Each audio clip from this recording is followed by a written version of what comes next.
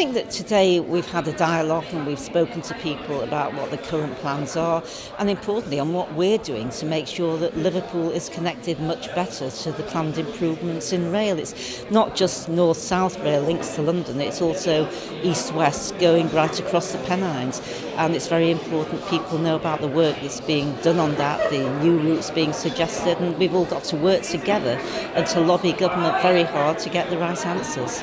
What I got from it was that we missed the boat on HS2 because we got our facts and figures wrong first time around. What are your thoughts on that? Yeah.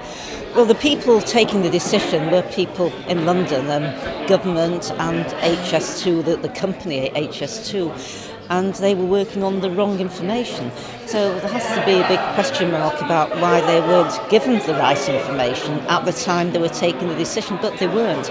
But that's what's happened, and we're now working very hard to put things right, and I'm pleased that the whole region is working together much more effectively now. We've got up-to-date information. We're a much stronger force than I think we were a number of years ago, and I think we've got every chance of getting it right this time.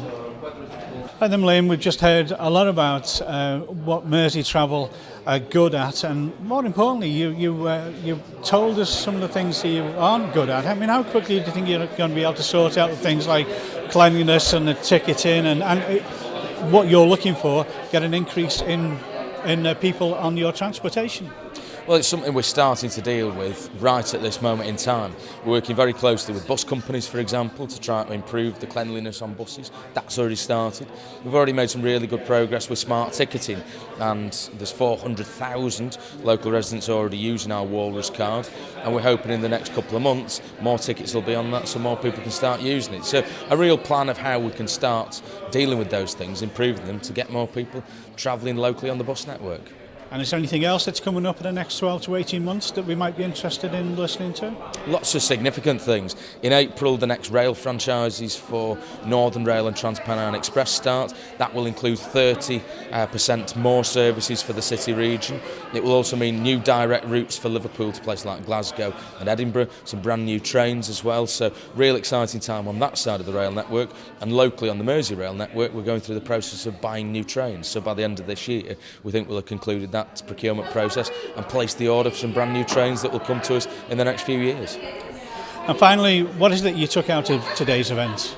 I think it's a fantastic event, as all downtown events are. It's always great to sit down with such a great diverse section of the local private economy and listen to what business wants, so we make sure we can take that away and actually deliver it for them, whether that's about a local transport network, whether it's about making sure we get the high speed links that Liverpool needs, or just keeping in touch with kind of what local business wants us to be doing. When we look at HS2 and HS3, we missed out first time around because they had the wrong information. Why is it that can happen in a city like ours? Well, I think we didn't have our act together as well as we should have done back in the late 2008 and 9 type period. However, we're really strongly making the argument now about why a full high-speed link for Liverpool would make economic sense. It's not just about us two. It's on the basis that it could deliver over £8 billion of economic growth for the local economy and beyond. Up to 40,000 additional jobs could be generated in the city and the city region. So we think there's a very strong economic narrative, and we've got the plans, and we're working very, very closely with Transport for the North to make the argument for that full high-speed link for Liverpool. What is it you got out of this morning? I thought it was absolutely fascinating morning. I learned a lot more about HS2 and the so-called HS3. And the progress that MerseyTravel and Transport for the North have made in making sure that Liverpool's right front and centre when it comes to the development of HS2, which is a significant change from where we were a year ago, and that's certainly something that I learnt today. And I learnt that John Lennon Airport have made considerable strides to a position of 5 in the UK and airports. How much hard work did you have to put in to get to that stage? This is a customer experience measure that's globally recognised. We've invested, or in the process of investing, £15 million on a lot of what we call fixing the basics. So unglamorous things like toilets and seating, and the infamous '08 City of Culture carpets have disappeared, pretty much all of them now. So a lot of hard work, a lot of investment from our shareholder Peel. Keep the operation running all at the same time. So now, yes, in our peer group of 19 airports, we're now 5th. where 18 months ago we were 12th. So great news, and it means that our customers are enjoying a fantastic experience, but we're not finished yet. And you've got some new links that you mentioned as well. Tell me a bit more about those. Number of new links. We've got 6 new airlines from where we were a year ago, which is great, giving more customer choice. We've got connectivity to the globe, eastbound through Amsterdam with Flybe, and westbound to 10 North American cities with Aer Lingus. The great thing about that is in Dublin you pre-clear US immigration, so it's a seamless journey when you get into the US, a quick journey, which is great. And then a number of other business routes, including Edinburgh, Verling coming in to serve Barcelona, Czech Airlines, more routes from Blue Air. So the list goes on, and I hope there'll be even more this time next year when I'm talking to you. And what are you hoping to see over the next 12 months?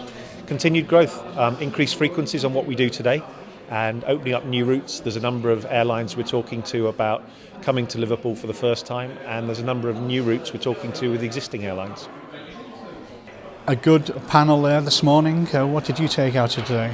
Very interesting. I think transport is clearly at the heart of the Northern Powerhouse agenda. So, we wanted to do a series of events in 2016 that look at the progress that Powerhouse agenda is going to be making. And so transport, I think, and connectivity was something that we wanted to focus on early in the new year. We've done that. I think the panellists were all very positive in terms of the opportunities that the devolution agenda offers. And I think you can see that from Liverpool's perspective, through the work, mostly through MerseyTravel, but also the work that the airports are undertaking, Liverpool's in a good place. So very positive event. I thought that the panellists were exceptional in terms of the contribution they made, and I think people have gone out of the room feeling certainly glass half full. We're heading in the right direction as far as that transport agenda is concerned. And what are your thoughts when it comes to HS2 and the fact that the data that the government were dealing with was outdated, and that's why we're struggling now to catch up to be where we should be? Well, it's not surprising, is it? I think that people recognise that they are antiquated in terms of the way in which some of these decisions are made. Some of the data, they were looking at data from 2005, 2006, making decisions about something that's going to be built for 2030. That can't be right. I think the thing is, though, that clearly we've been able to lobby hard and say to government, look, those statistics are not the way in which those decisions ought to be based. We've been able to represent a different sort of case now, and all the noises that we're hearing from government ministers and indeed from civil servants is that Liverpool will be in the mix as far as HS3 and HS2 are concerned. And I think that those east-west links actually are probably, if anything, more important than the links to London. I know the capacity issue is vital because that train, if you've ever been on the peak hour train down to London, it's just getting busier and busier and busier.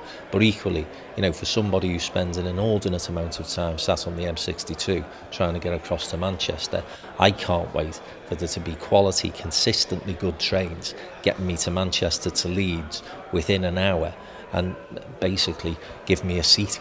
And it shouldn't in the 21st century be a big ask, but unfortunately at this moment in time it is.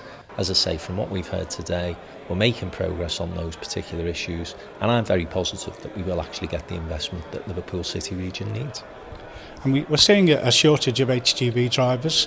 We're seeing that the rail links aren't what they are, and we're also seeing the fact that the Peel Holdings Liverpool 2 is being able to increase their capacity from 5% to 95%, which is huge. It could, what I'm seeing now is a potential bottleneck is at the gates of the terminal there. Well, I think the challenge is that with that opportunity, have we got the infrastructure to cope with it? And again, I think what the guys from MerseyTravel were saying was we're looking at that now. I think the other point that you make is around that skills agenda, skills training. Have we actually got the staff, the people that are required to undertake those new job opportunities that are coming through? And again, I'm aware of the fact that Peel in particular are liaising with the colleges, with the combined authority, because one of the parts of devolution that I think is really positive is that in future that training, education and skills money will be spent by local people on local needs. So we're not going to be given a blueprint, one size fits all, so kids in Watford are getting taught the same things as kids in Liverpool.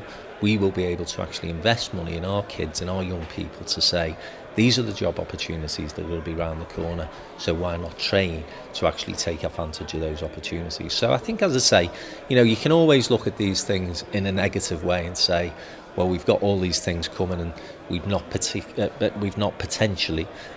got the right tools in which we can handle all of this growth. Or you can actually say, well, that's the challenge, now let's find the solutions. And I'm more confident that the combined authority in Liverpool will come up with those solutions far quicker than if we were relying on government ministers and government funding to do it.